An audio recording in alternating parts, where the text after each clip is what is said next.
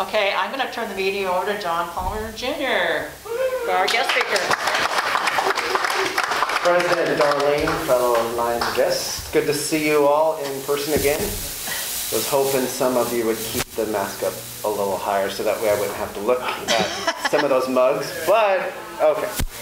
Anyways, today I get the pleasure of introducing a client and friend. Ted works out with me over at FOE CrossFit, and so I've gotten to know him a little bit through that. And funny little story is that my family and I went on vacation recently down to Phoenix. On our plane, a lady sits down next to us, and we're kind of small talk, and all of a sudden she's like, "Are you guys from Kelso, Longview?" And I'm like, "Yeah." She's like, "I'm Ted's wife." So out of over 100 plus people on the plane, I end up sitting next to his wife. So just a little funny story that happened. Ted has been in economic development since 1995 and has been the president of the Cowlitz Economic Development Council. Is that enough? I think we need a few more titles there. So he's been the president since 2000 there and has brought 2,800 jobs in, or is it jobs or businesses? Jobs into our county, providing over $1 billion in boost to our county. So Ted is the father of 3 children, and his wife Kendra works over at LCC. And let's see, he is a graduate from WSU, so I know, Skip, you're going to be excited about that. Got a few Cougs. So without further ado, we'll let Ted talk about the happenings in Cowlitz County. Thanks, John.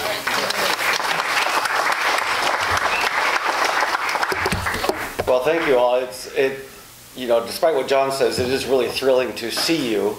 I've spoken at several different club meetings and things over the past few months, and they've all been over Zoom, and it's nearly impossible.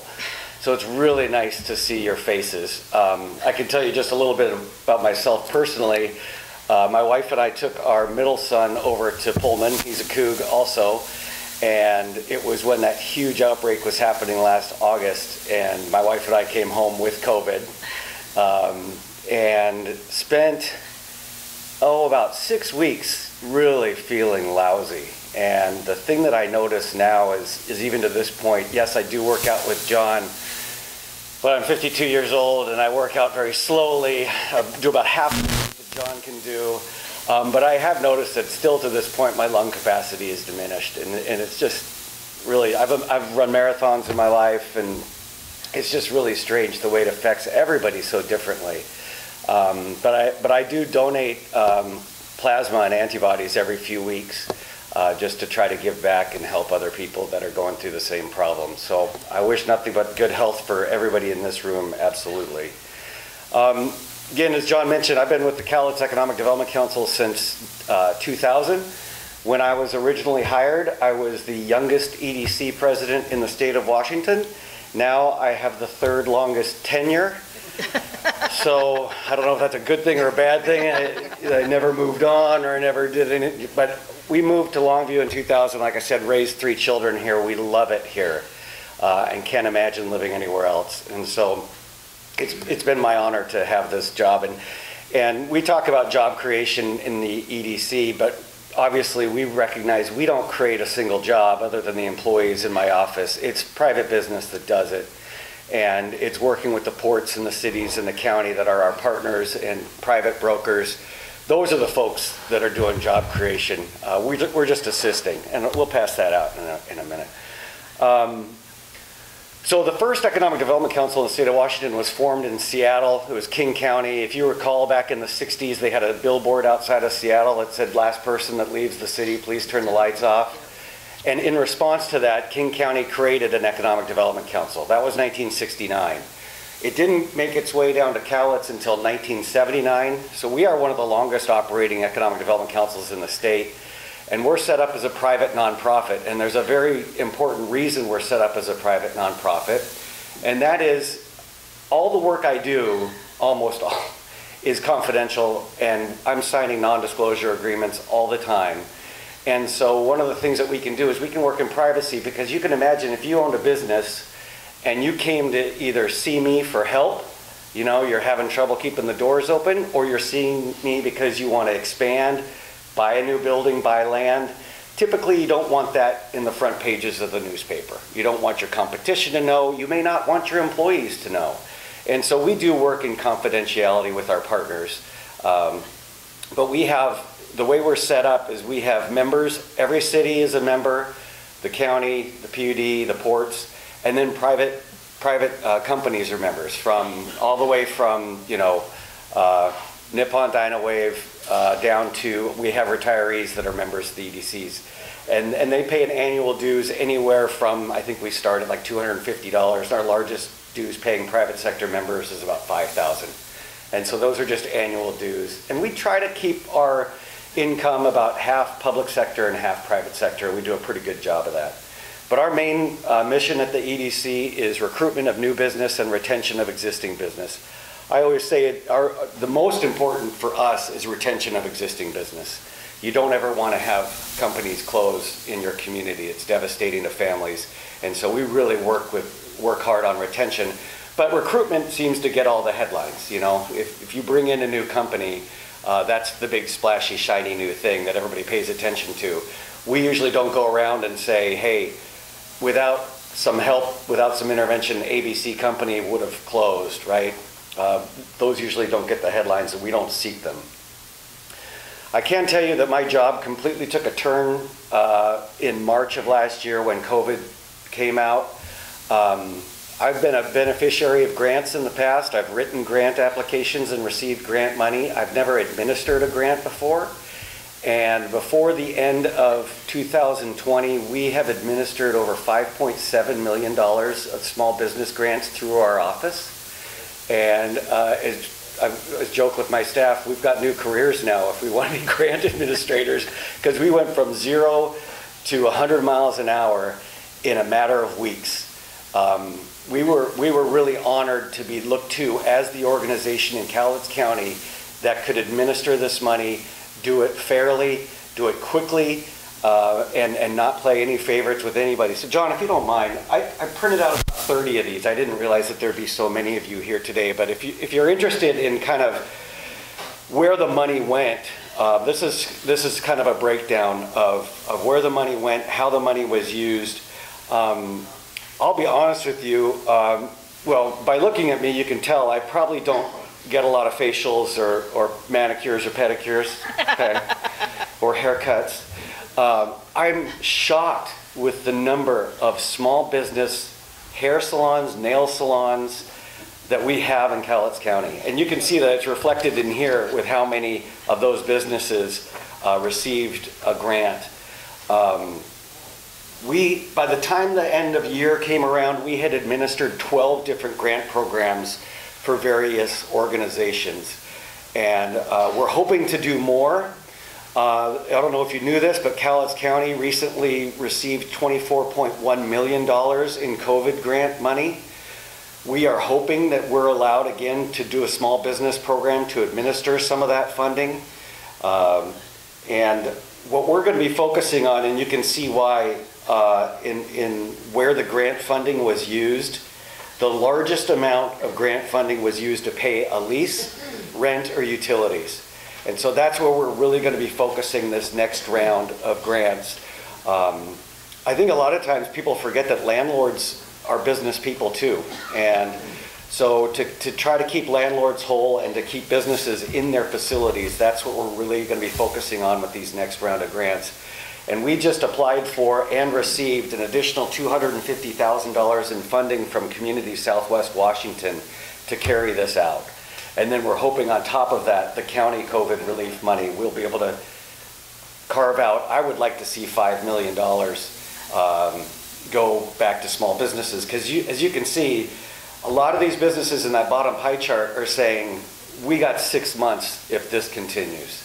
And you know, when we rolled back to phase 2 recently, that was just heartbreaking. I mean, and you may have seen that in the paper, my quote, and I mean it. I mean, it devastated me. And little known secret is that Friday is when the new measures will be taken for other counties. And as of right now, there's 13 more counties that'll roll back to phase 2 if everything continues the way. So we are certainly not out of the woods yet. I don't know if you saw in the legislature, they took a bill to the floor of the House to try to restrict some of the governor's emergency powers to say, hey, yeah, you can call an emergency on your own as the chief executive of the state, but that only lasts for 6 months, and then it has to go to the legislative body. Well, it was defeated right along party lines, so that didn't get to go anywhere. But anyway, one thing that I'd love for you guys to share with your friends or small business owners, that if they have not received information from the Cowlitz EDC, the best way to get information from us is to go to our Facebook page. It's the most public page we have. So anytime there's an update or a new program, we put it directly onto our Facebook page. So please look there. I did want to share too that you know, as you can imagine, in March of last year, you know, we're working with companies from Japan, from England, China. We're working with companies all across the world. Well, a lot of those projects dried up when COVID hit. Clearly, you can understand why. The thing that I've noticed since January started in this year is that we've never had more clients looking at our area than we do right now. And a big reason for that, as I'm talking to companies from Los Angeles and San Francisco and Portland and other areas around the country, is companies have figured out, hey, we don't have to pay $20 a square foot in downtown, name the city, right? We could move to an area like Cowlitz, set up a smaller facility, employ people, and have them work virtually, except for those that do actually need to come in. But there is this urban flight taking place right now. And the only thing that really worries me is not county permitting, it's on the larger projects and state permitting. You've heard anything about Northwest Innovation Works or Millennium Bulk Terminals, some of these other larger projects, we just cannot seem to get the state to issue permits. And sometimes, as what happened recently with Northwest Innovation Works, the permit was issued and they rescinded it. So that's what we're battling against statewide. Countywide and citywide, I think we do an excellent job locally, no complaints. But I did want to share with you some exciting things, and I thought I would just kind of pick out 1 or 2 projects from each city, because we do work from Woodland to Castle Rock at the EDC. And I don't know if you're aware of this or not, but the Port of Woodland has been very aggressive in trying to form a deep water port on their end of the county. They have worked with Department of Natural Resources, and we are very close to getting permitted for a new dock on the Cowlitz, or on the Columbia River, which will give them access to the world through the river. And also in Woodland, there's a potential pre-permitting residential development that could bring 600 new homes into Woodland. You drive along I-5 through Ridgefield and the center, these areas are all exploding. Well, the wave is coming up our way. So be prepared. Port of Kalama, of course, continues to market their East Park, and they are full of square footage of all of their buildings. In Kelso, the large property right off of exit 36, it's called the Sigali property that's been sitting there for a long time. We were working with a company that had big ambitious plans, and they were close to tying that property up for their project. And at the last minute, another company came in and outbid them. This is so breaking news that I can't even tell you who it is, because I don't know yet. I just heard from the other project proponent, he says, we're out, we got outbid. So stay tuned for something big coming off that exit. Port of Longview, of course. So one of the other things the EDC does is we administer the foreign trade zone for Cowlitz County. We have properties at the Port of Kalama and the Port of Longview and the City of Longview on the foreign trade zone. We recently completed a boundary modification for the Port of Longview so they can bring in even more wind turbines that they've been importing through the port. And then Castle Rock, there's another piece of property that's been sitting vacant since Mount St. Helens, and it's the one just west of I-5 with a large pile of fill. There's a developer that's getting close to closing on that property. We hope that they close by the end of May, and they are proposing a multifamily housing, recreational opportunity on the river, light industrial and commercial and office space to take up, it's about 110 acres of developable land right there in Castle Rock. Big, right off of 49 or 47? 47, whatever the one is further south. 46, 48. Somebody have 52? 48. I don't think there is a 48. It's only 48, 49. 48, 49. Yeah. Put $10 on Those it. things at 911. Yeah, that's right. Yeah, he knows. Exit 48. Drive north, look west, big pile. That's where it is. And that's Castle. So the message I wanted to send today is yes, 2020 was a tough year, and 2021 is shaping up to be possibly one of our best. Our unemployment rate through all of this stuff has remained relatively low. I mean, during the recession of 2008, 2009, our unemployment rate was reaching 15, 16%. As of yesterday, our unemployment rate was 7%. So, I mean, we're hanging in there. But one of the things that businesses, and I'm sure it's affected a lot of you here, is that they've had a hard time getting employees to come back to work. Because some of these benefits are, yeah. So that's one of the areas we're working behind the scenes with helping in that endeavor as well. The state of Washington recently just did another round of small business grants. We administered the first 3 rounds. The state decided they wanted to do it on their own this time. They were, I don't know why. They can do it better. They think. They're slower and they take, anyway. But they did it themselves. They anticipated 50,000 applications statewide. They only received 16,000. And my thing is, why did you change the system? You confused the business owners. They knew that they could call Ted and I'll help them. But when you go to the Department of Commerce and you don't know anybody and they're in Olympia, so out of Cowlitz County, only 196 businesses submitted requests. When we were handling it, we were getting 600 to 800 applications. So I am pushing that we go back to the local. Do it local, okay? We know our businesses, we know our people. So hopefully there'll be another round through that, but we are beginning this $250,000 pot of money beginning next week. So if you know anybody, or if you're interested, please go to our Facebook page. It's just on Facebook, search Cowlitz EDC and we'll pop right up. But that's what I had for you guys today, unless you guys have any questions. Pat? I would be remiss if I didn't point out that our Longview Pioneer Lions Club member, Lindsay Cope, is head vice president, and she's been phenomenal in making sure that small businesses get what they need. And I just wanted to give her a shout out in front of you, in front of a large group, so that you'd be shamed into giving her a raise. No, that's not why. It's to make sure that you guys know that the 3rd weekend in May, we're going to be doing a Longview downtown and cleanup. We had a Kelso downtown cleanup this last Saturday, part of the reason my ankle.